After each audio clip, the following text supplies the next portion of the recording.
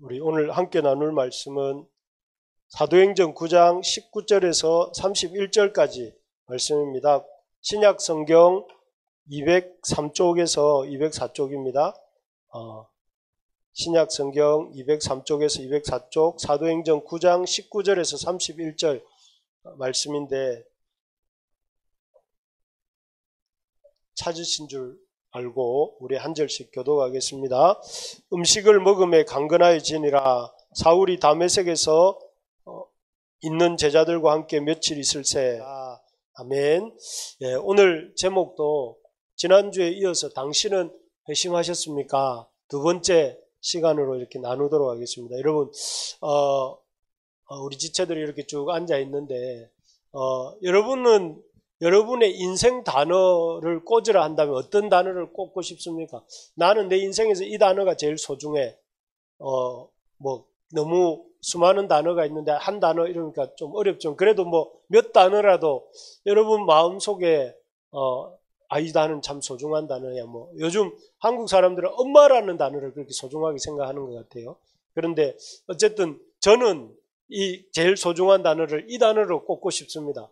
회심. 회심을 왜 conversion 왜 회심이 어떤 의미에서 그렇게 소중한 단어일까요? 지난주 제가 우리 카톡방에 그 전한길이라고 하는 국사 1타 강사 공무원 노량진 1타 강사 동영상 올려드린 거 혹시 보셨습니까?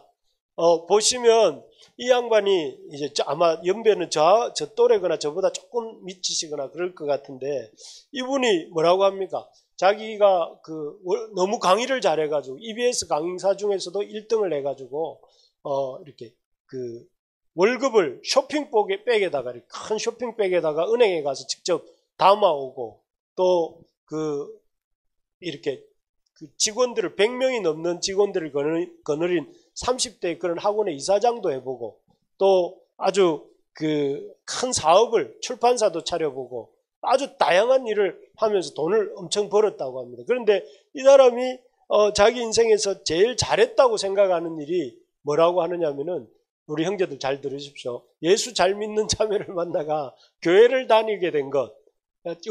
오늘 제가 말하려고 하는 주제로 친다면 회심한 것. 이게 가장 자기가 잘한 일이다. 이렇게 말을 하는 것을 보았습니다. 여러분, 이 회심, 저도 그렇게 생각합니다. 제가 제 인생에 있어서 제일 잘하는 것이 뭐냐면 예수 안에 있는 생명을 얻고 또 생명이신 예수님을 향해서 나아가는 회심하고 회심의 여정을 걸어가고 있는 이 삶을 제가 제일 잘한 것이라고 생각을 합니다. 여러분, 회심이란 뭘까요? 회심. 말 그대로 마음을 돌리는 것. 마음을 돌리는 것입니다. 마음을 어떻게 돌리느냐 하면은 마음을 여기에 주고 있다가 이게서 마음을 거두어서 여기에 마음을 주는 것. 쉽게 말하면 세상에 마음을 주고 있다가 내 마음을 예수님께로 주는 것. 그래서 또 물리적으로 표현하자면 세상에서 점점 멀어지면서 이렇게 마음을 준 대상을 향해서 내가 걸어가는 것. 방향을 전환하고 회심의 여정을 살아가는 것. 생각을 바꾸어서 이제 살아가는 것이 회심이다. 여러분 기억나시죠? 회심은 무엇이냐면은 내 마음을 주는 대상을 바꾸는 것입니다. 내 삶의 방향을 바꾸는 것입니다. 회심은 내가 이 세상을 뒤로하고 주님께로 날마다 걸어가는 여정입니다. 그래서 회심은 결단이고 방향전환이고 여정입니다. 그래서 그것이 회심이라고 했고 그렇게 회심하는 일이야말로 너무 중요합니다. 여러분 왜 중요할까요? 회심은 생명을 얻고 또 생명을 누리고 생명을 전하는 삶이 회심이기 때문에 그렇습니다. 세상에서 제일 중요한 게 뭡니까? 생명 아니겠습니까?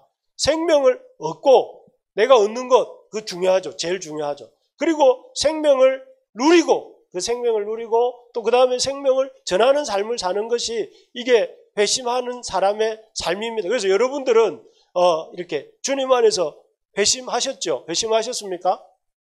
예수님을 주와 그리스도로 내 인생의 주와 그리스도로 믿고 그분을 향해서 지금 걸어나가는 삶을 살아가고 계시죠.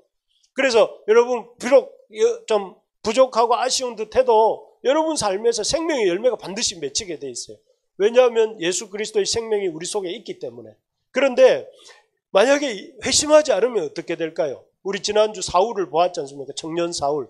청년 사울이 안 나오네. 청년 사울의 이 삶이 아주 이렇게 학문은 가말리엘 밑에서 성경을 공부했으니까 뛰어난 성경학자고, 그리고 바리새인이고 존경 부자고 뭐 그런 사람이었지만 그의 행실로 나타나는 건 뭐예요? 때리고 가두고 죽이는 그런 일을 하는 거예요. 그러니까 생명이 없으면 생명이 없는 삶을 살 수밖에 없어요. 생명이 없으니까 생명이 없는 것을 땅속에 100년, 1000년, 만년을 묻어놔도 거기서 싹이 안 나오고 줄기가 안 자라고 꽃이 안 피고 열매를 맺을 수가 없죠. 생명이 없으니까. 그래서 생명 얻는 일이 무엇보다 중요합니다. 그러니까 여러분 그 똑똑한 지난주에 제가 올려드린, 이번 주 말고 지난주에 올려드렸던 패터슨 조던인가요? 조던 패터슨인가요? 뭐 같은 이름이지만 그 교수님이 하버드 교수님인데 그 심리학자로서 아주 명성을 날리고 강연으로 해가지고 뛰어난 그 유튜브였는데 그런 사람이 회심을 했어요. 회심을 하고 그 똑똑한 하버드 교수를 하는 분이 회심을 하고 예수 그리스도를 향해서 인생의 방향을 전환하고 예수 그리스도를 향해 걸어나가는 삶을 살려고 결심한 이유가 뭘까요? 그 똑똑한 그 C.S. 루이스, 영국에서 제일 좋은 대학 두 군데를 고르라면 옥스퍼드, 캠브리지 아닙니까? 그런데 그 캠브리지에서 영문학을 가르치던 C.S. 루이스라고 하는 사람이 그 젊은 날 그 똑똑한 공부들을 했음에도 불구하고 또 생각해서 회심한 이유가 뭘까요? 마음의 방향을 바꾼 이유가 뭘까요? 그리고 우리가 잘 아는 이어령 교수님, 서울대를 졸업하시고 그분이 일생 동안 쓴 책을 제가 검색을 해보니까 130권 이상을 썼더라고요. 그러니까 그분이 살아있는 동안 한 해에 한 권 이상 책을 쓴 거예요. 일생 한 권을 쓰기도 어려운 책을 130권이나 이렇게 써냈다는 것은 그만큼 든 게 많고 생각한 게 많은 분이라는 것인데 그런 분이 왜 회심을 했을까요? 여러분 여기서 지혜가 있다면 이런 분들의 얘기를 잘 봐야 됩니다. 그냥 내가 생짜로 그냥 인생 살다가 시행착오 계속 하다가 그렇게 살면 안 되고 우리 앞서 살아갔던 사람들이 왜 그런 선택을 했는가 생각을 해볼 필요가 있는데 이런 분들이 그런 선택을 하는 이유에는 한마디로 생명이 있기 때문에 우리 한번 따라해 봅시다. 그리스도 안에 생명이 있습니다. 여러분 동의하시죠? 그리스도 안에 생명이 있으니까 바울도 이 그리스도를 향해서 회심을 한 거 아니겠습니까? 그래서 저는 우리 부르심의 가족들이 인생에 또 이 단어가 회심이라는 단어가 가장 소중한 단어가 되기를 바랍니다. 그래서 회심자로서 나는 회심하는 인생이고 하나님 앞에 살기로 결단한 인생이고 나는 하나님을 향해서 방향을 전환했고 하나님께로 걸어가는 사람이다. 그런데 이렇게 회심한 사람의 특징이 뭘까요? 회심한 사람의 특징은 여러분 방금 우리 지원 간사가 기침을 했는데 감기 세미가 했나요? 미안합니다. 그 두 분이 앉아 있어서 어쨌든 감기에 걸리면 감출 수 없는 게 재채기고 사랑에 빠지면 감출 수 없는 게 이렇게 좋아하는 마음을 가지면 이렇게 감출 수 없는 게 그 마음이라 하잖아요.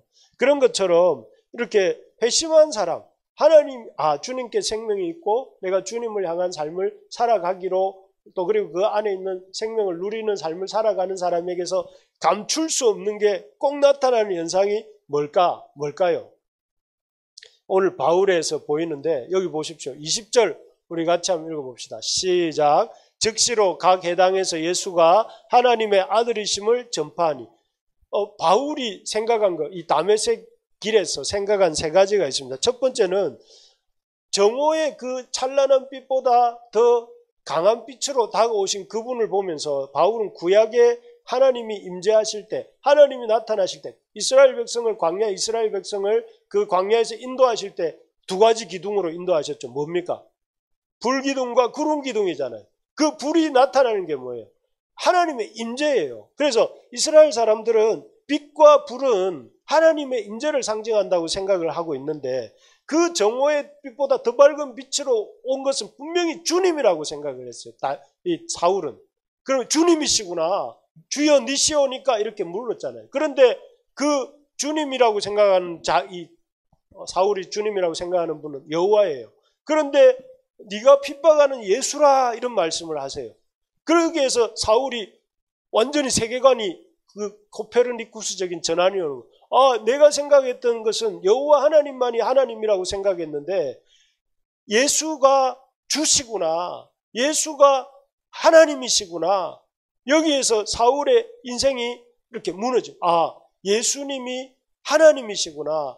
십자가에 못 박힌 예수가 하나님이시구나 하는 걸 이제 깨달은 첫 번째. 두 번째, 그가 깨달은 게 뭐냐면은 그 예수님이 십자가에 죽으심으로 나의 죄를 우리 한번 따라해 봅시다. 단번에, 완전히, 영원히. 이게 히브리서의 이 핵심입니다. 히브리서 단어. 단번에, 완전히, 영원히. 예수님의 그 십자가 속죄를 통해서 우리의 죄가 단번에, 완전히, 영원히 해결되었구나. 이걸 사울이 깨달은 거예요. 청년 사울이.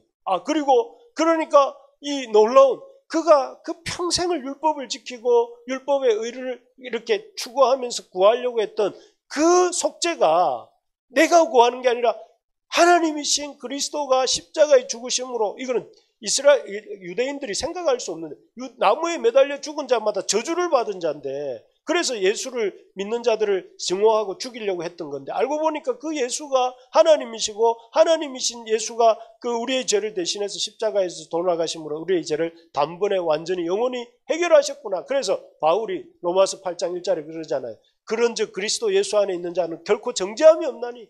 이 고백을 하는 것이 바울의 인생이 된 거예요. 그리고 난 뒤에 바울이 어떻게 합니까? 세 번째로, 내가 살아가야 될 길은 핍박자의 인생이 아니라 복음 전파자의 삶이구나 하고 생각을 해서 이 3일 동안에 그 고민이 그 정리가 되면서 즉시로 그 아나니아가 자기 눈을 뜨게 해준 이후에 즉시로 회당에서 예수가 하나님의 아들이심을 전파한 거예요. 그리고 여기도 보면 이렇게 예루살렘에 올라가서 주 예수의 이름으로 담대히 말했다 이렇게 말합니다. 그래서 여러분 청년 사울이 참 이런 어떤 예수 그리스도를 만나면서 다메섹 도상에서 이런 변화를 가져온 거죠. 그래서 이런 회심이라는 것은 이런 증거, 여러분들에게는 회심에 이런 증거가 있습니까? 있어야 됩니다.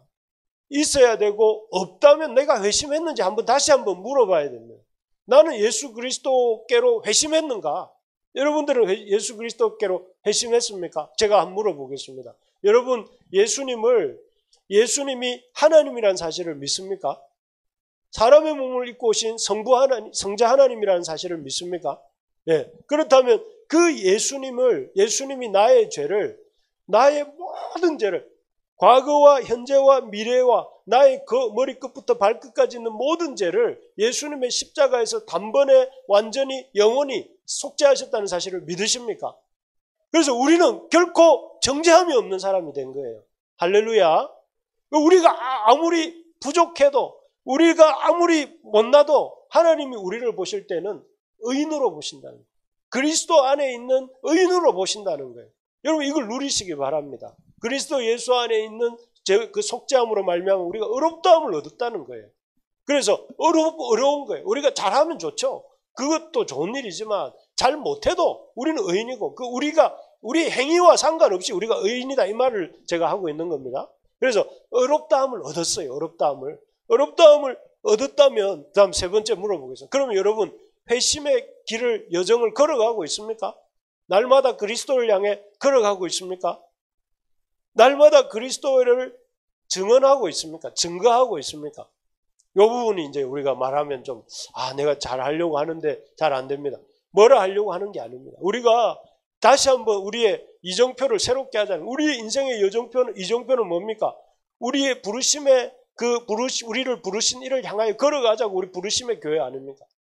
부르심의 그 주님을 향하여 걸어가는 삶을 살아야 된다는 거예요. 그리고 우리만 그 길을 걸어가면 되겠습니까? 그 길을 우리만 걸어가면 안 되고, 이 바울이 나중에 가면 이 사람들 별로 안 좋아해요. 사람들이 바울이 변절자라고 생각했고, 바울이 예수 믿는 자를 핍박하러 갔다가 갑자기 변화되어서 올라와가지고 이 예수가 그리스도고 예수가 하나님의 아들이라고 말할 때 듣기 싫어해요. 그럼에도 불구하고 거기 가가지고 바울이 이렇게 담대히 예수가 하나님의 아들이시오 그리스도이시라는 사실을 전할 때에 그 이유가 뭘까요? 동족이잖아요. 동족. 유대인들이 그 사울의 그 같은 피를 나눈 동족이기 때문에 그들에게 이렇게 생명 대신 우리 주님의 속죄와 주님의 생명 얻는 길을 가자고 이렇게 그들에게 요청하는 거죠. 그래서 그 마음이 우리에게 있어야 된다는 것입니다. 그래서 여러분 그렇게 이 바울이 힘들지만 이런 특징을 가지고 생명의 자기가 만난 다메섹 도상에서 만나신 예수님을 증거하고 있으니까 어떻게 됐습니까? 여러분 요즘 이제 우리 교회가 이 동네 핫플레이스입니다. 여러분들은 잘 모르겠지만 왜 핫플레이스일까요? 밤 되면 이렇게 LED 등이 딱 켜지면서 밤에는 저 앞에 있는 교회 하분들이 빛을 딱 조명을 받으니까 너무 예뻐요. 그래서 사람들이 저기가 어떤 장소냐면 대부분 다 흡연 장소예요. 교회 앞에 와가지고 전부 다 이렇게 담배를 물고 있는데 쫓아내지도 못하고, 그리고 또 낮에는 어떻게 되냐면 낮에는 저기에 누가 앉아 계시냐면 허리 아픈 분들, 갔다가 지친 노인분들이 많이 앉아 계시고, 그래서 다들 오셔가지고 이렇게 앉아 있다가 이제 제가 나타나면 깜짝 놀라면서 어르신들은 피해 주시려고 하고 담배 피던 사람들 담배꽁초 들고 저러고 가시는데 피우고 계시라고 내가 그렇게 얘기를 하고 웃는데, 뭔 얘기를 하려고 하다가 핫플레이스라고 했냐면 제가 말하는 거는 그 앞에 있는 화분들이 너무 꽃들이 예뻐요. 여러분 한번 보셨습니까? 왜 그렇습니까? 이 5월, 6월이 되면서 5월이 되고 6월이 되면서 햇볕이 막 쏟아져 내리니까 그 햇볕 속에 있는 꽃들이 진짜 어떻게 저렇게 붉은 색깔을 내지, 장미가. 또 그 꽃 이름이 뭔지 모르겠네요. 우리 그 꽃 이름을 모르겠지만 그 꽃이 뭐죠? 장미꽃 말고 또 예? 그 꽃 이름을 크게 말해주지 잘 알았는데. 어쨌든 사모님한테 제가 나중에 다시 물어보고 가르쳐드려요. 랜디라는 꽃들을 다시 한번 보죠.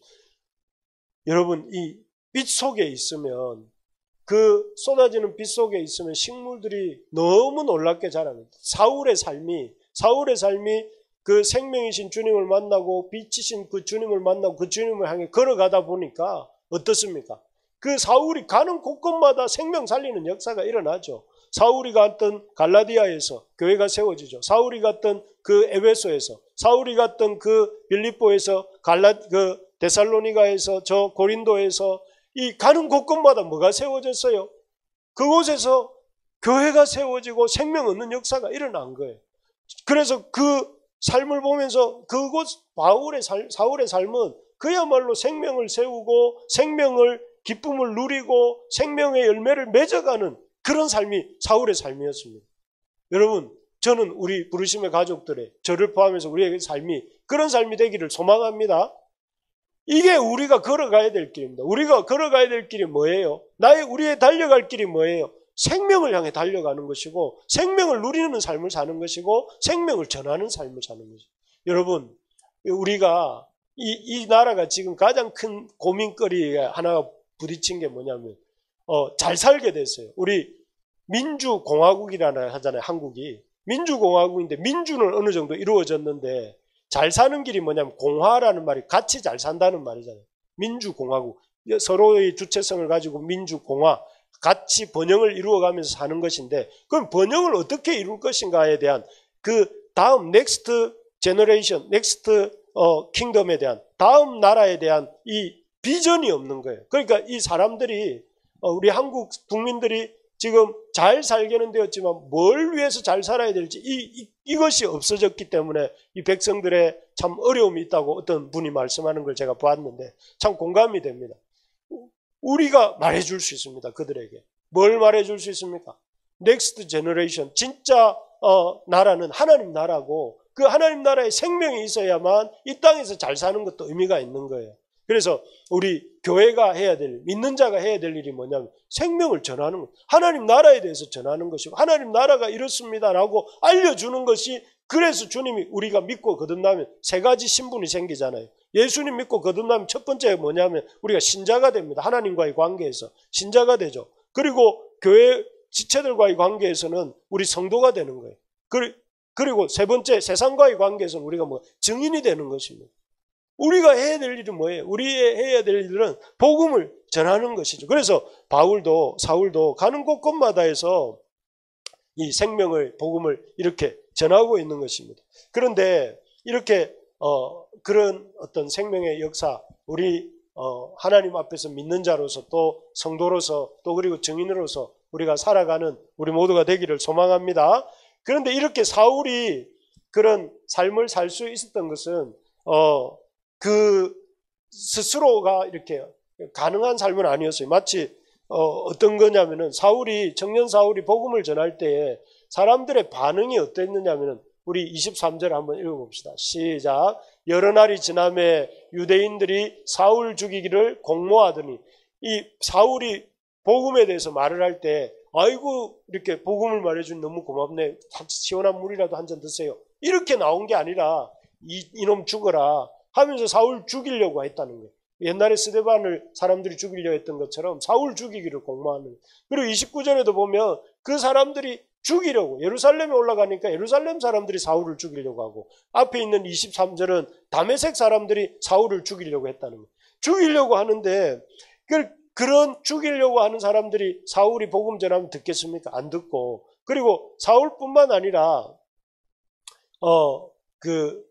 이 예루살렘에 올라갔을 때 그 당시에 유대인들뿐만 아니라 이 기독교인들, 예루살렘 교회 교인들도 사울을 이렇게 받지 않으려고 했어요. 사울이 이전에 기독교를 박해하던 자였기 때문에 그의 회심을 믿어주지 않았고 그의 회심에 대해서 이렇게 받아들이지 않았기 때문에 사울은 사실 그 상태가 계속되었으면 사울은 이렇게 마음은 뜨거울지 몰라도 별 영향력 없이 살다가 혼자 있다가 이렇게 있을 수밖에 없었겠죠. 그런데 이런 사울을 받아준 사람들이 있었습니다. 여기 보시면 사울을 품어준 사람들. 우리 오늘 너무 안 시켰네. 우리 레지날드 한번 읽어주세요.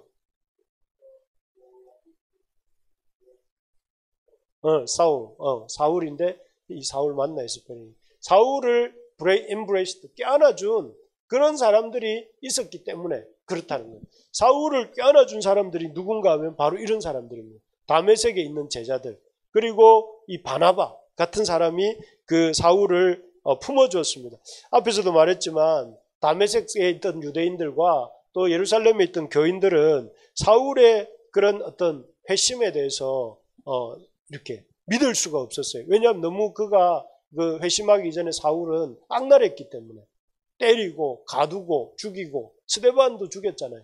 그 죽는 일에 앞장섰잖아요. 그러니까 못 믿었는데 그런 사울이 어떻게 교회 안에 들어올 수 있었는가 하면은 그 사울을 믿어준 사람들. 여기 보면 다메섹에 있는 제자들. 그때 봤잖아요. 아나니아에게 기도 중에 아나니아가 기도하는 중에 하나님이 사울에게 가라. 직가라는 동네에 있는 사울에게 가라. 이렇게 말을 했을 때 이 사람은 교회를 심하게 핍박하는 자라고 하던데요 하면서 꺼리잖아요.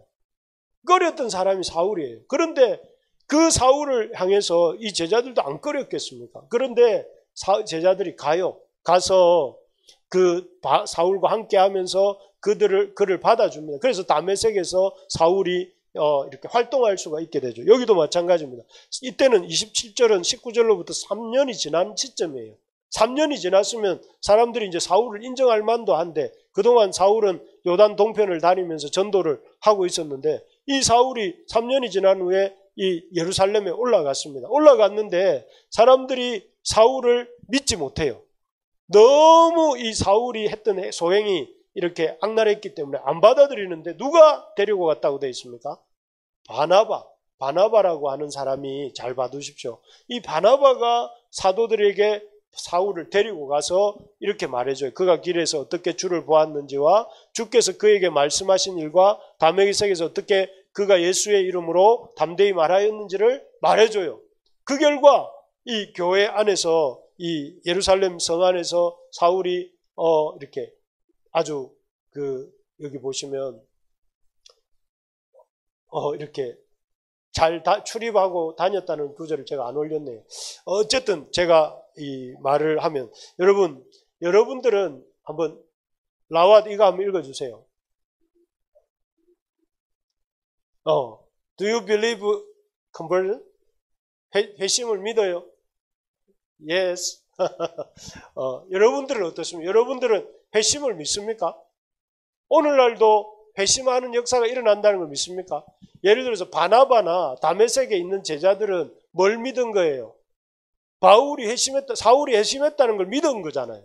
그러니까 다른 사람들은 사울을 못 믿고 3년이 지나도 못 믿었지만 이 다메섹 제자들과 바나바가 사울을 그 사도들에게 데려가고 또 그리고 그들 공동체 가운데 머물도록 해주었던 이유가 뭐예요? 회심하는 것을, 회심의 역사가 있다는 것을 믿었고 사울이 그런 사람이라는 걸 믿은 거잖아요. 여러분 이게 큰 사실입니다. 여러분 오늘날도 회심의 역사가 있다는 것을 믿습니까 여러분? 회심하는 사람들이 오늘날도 하나님이 일하시면 회심하는 역사가 있다는 걸 여러분 바귀가 누굽니까? 위라클. 바귀라는 청년이 그 옥상에서 여러분 음주 절대 하지 마십시오.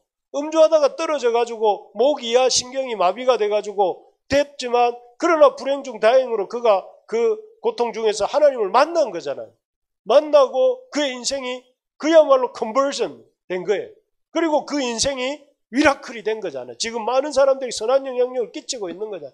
예를 들어 전한길 씨가 그 일타 강사라는 걸 내가 이번에 처음 알았어요. 일타 국사 강사라는 것을 그 대단한 한 해 70억씩 연봉을 받는 70억이라고 하던가요. 뭐 엄청난 연봉을 받았던 그 사람이 어떻게 그 예수 만난 일을 최고 잘한 일이라고 말하는 사람이 될 수 있겠어요?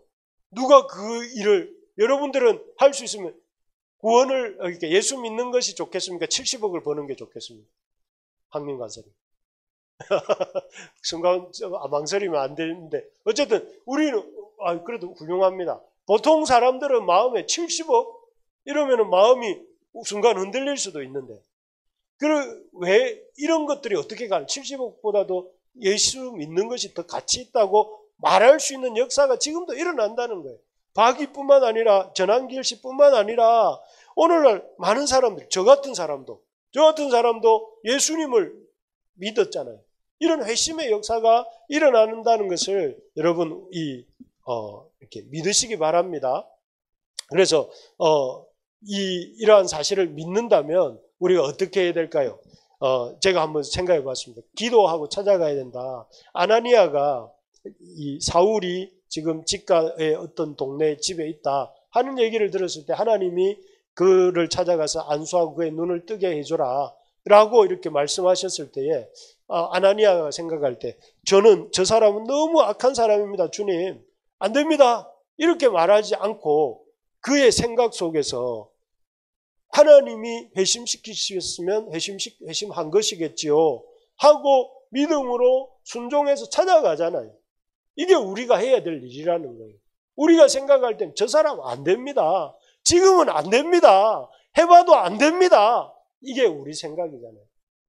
그런데 하나님은 뭐라고 말하는 거예요?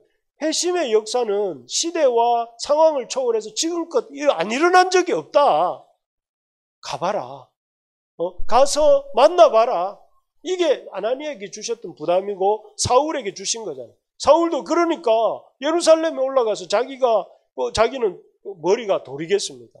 내가 이렇게 예수를 핍박하던 사람에서 예수 전하는 사람으로 가면 내 동족들이 나에게 어떤 반응을 보일지 사울이 몰랐겠어요? 안단 말이에요.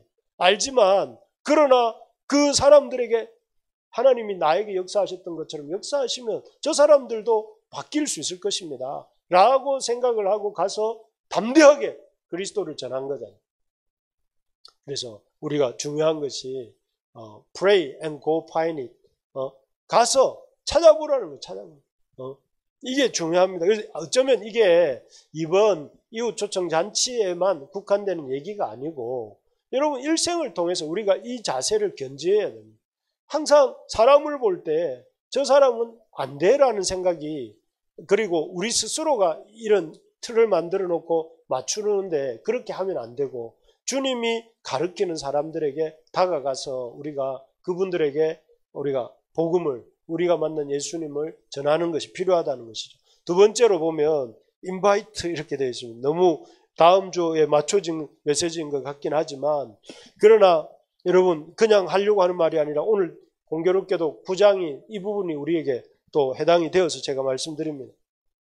여기 보면 이 초대를 하는 것이 예루살렘 교회 사람들이 사울의 회심을 믿지 못하고 꺼려 할 때에 바나바가 사울을 어떻게 했느냐면 데리고 가서 사울에 대해서 보증을 해줍니다. 이 사람 확실히 예수 만났다. 그리고 이 사람 확실히 이렇게 변화된 사람 맞다. 그리고 이 사람 열심히 지금 예수를 향해 걸어가고 있는 그런 하나님의 백성이다 하고 바나바가 사울을 보증을 해줍니다. 그리고 결국 그런 바나바의 도움과 인바이팅 바나바의 초대로 말미암아 사울이 그 예루살렘 교회의 그 중심으로 들어오게 되지 않습니까? 그래서 오늘날도 어떤 사람이 필요한가 하면 우리 다 같이 한번 따라해 봅시다. 바나바가 됩시다.